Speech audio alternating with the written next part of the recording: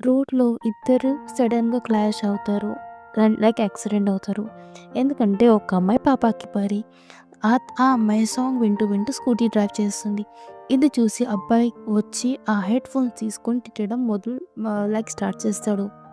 కానీ ఆ అమ్మాయి తన తప్పు ఒప్పుకోకుండా రివర్స్‌గా ఆ అబ్బాయి మీదనే తిట్టడం మొదలుపెట్టింది. అంత జరిగిన తర్వాత కూడా అబ్బాయి మంచోడుగా అమ్మాయిని హాస్పిటల్ తీసుకొని వెళ్తాడు. మరియు ఇంజెక్షన్ కూడా పెట్టిస్తాడు. అస్సలు ఆ అమ్మాయి నార్మల్ గర్ల్ కాదు. ఆమె డిటెక్టివ్. 2 రోజుల ముందే ఆమె జాక్‌ని ఫాలో చేస్తుంది. కొన్ని రోజుల ముందే జాక్ వాళ్ళ డ్యాడీ డిటెక్టివ్ ఏజెన్సీకి మనీ ఇచ్చారు. వాళ్ళు తెలుసుకోవాలని తన అబ్బాయి అసలు అంటే ఏం చేస్తాడని. కానీ జాక్ స్మార్ట్‌గా తన డ్యాడ్ లొకేషన్ చూసి ప్లాన్ అర్థం చేసుకుంటాడు.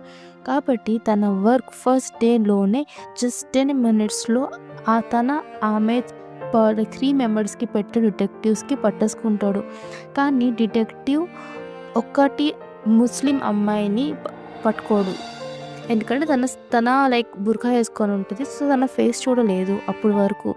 కానీ తనకి ఆ విషయం తెలీదు ఆ అమ్మాయి ఒకటే అని.